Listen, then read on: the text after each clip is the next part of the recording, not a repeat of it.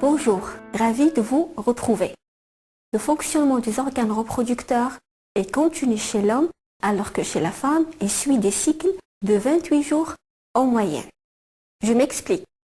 Le rythme de production des cellules reproductrices chez l'homme et chez la femme est donc différent. Chez l'homme, la production des spermatozoïdes débute à la puberté et se poursuit de manière continue tout au long de la vie. Alors que chez la femme, à sa naissance, la petite fille possède dans ses ovaires un stock de futurs ovules.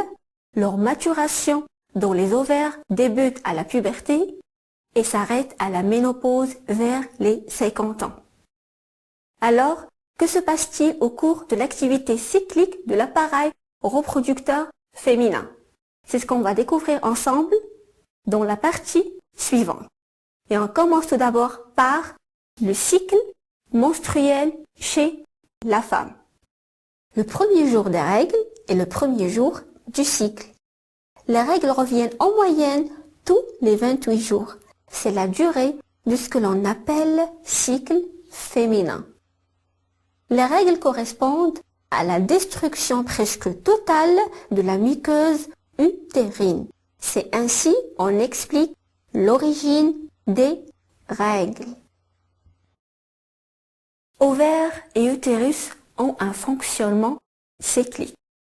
Durant cette partie, on va étudier le cycle ovarien et le cycle utérin pour relever les changements qui se produisent au niveau de chacun au cours de leur activité cyclique.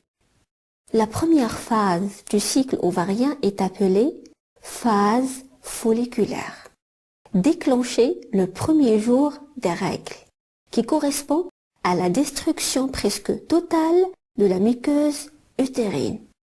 Lors de cette phase, on assiste à la croissance d'un des follicules contenus dans un des deux ovaires. Le follicule grossit. La phase folliculaire dure en moyenne 14 jours, même si sa durée varie d'une femme à une autre ou d'un cycle à un autre. Chez la femme. En parallèle, la muqueuse se reconstitue et s'épaissit progressivement.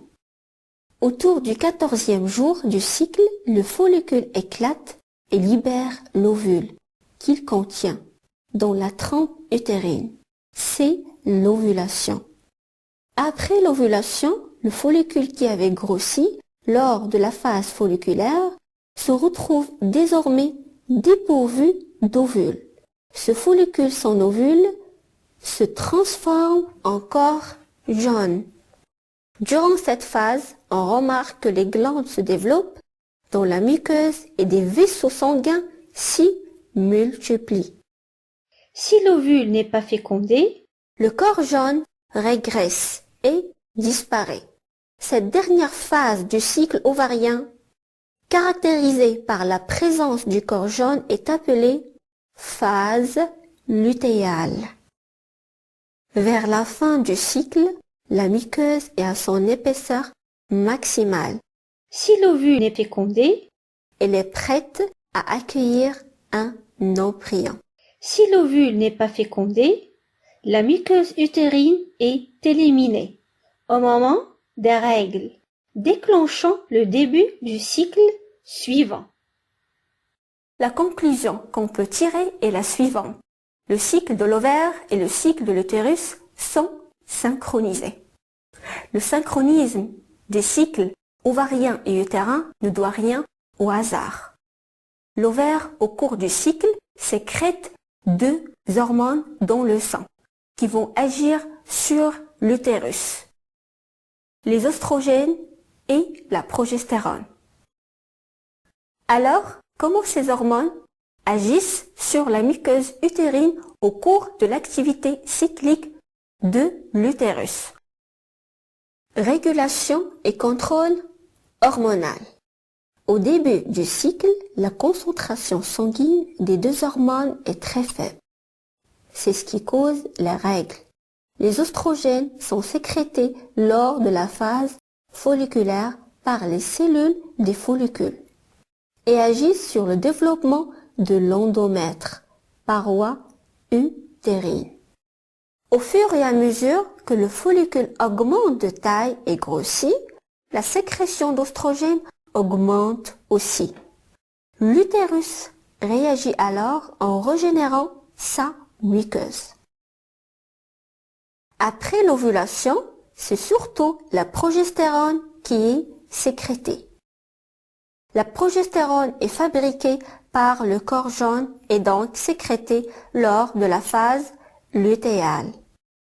Permet essentiellement le développement des vaisseaux sanguins qui serviront à l'alimentation du futur fœtus et aussi elle agit sur le muscle de l'utérus en bloquant ce dernier et l'empêche de se contracter.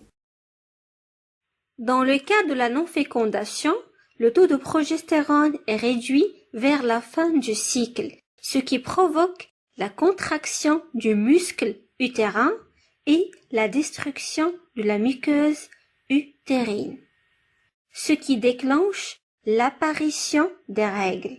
C'est le début du cycle suivant. Notre vidéo touche sa fin. Je vous donne rendez-vous pour une vidéo prochaine, toujours sur le thème de la reproduction humaine, durant laquelle on va détailler un événement majeur qui est à l'origine de la cellule œuf, première cellule du futur bébé, la fécondation. Au revoir.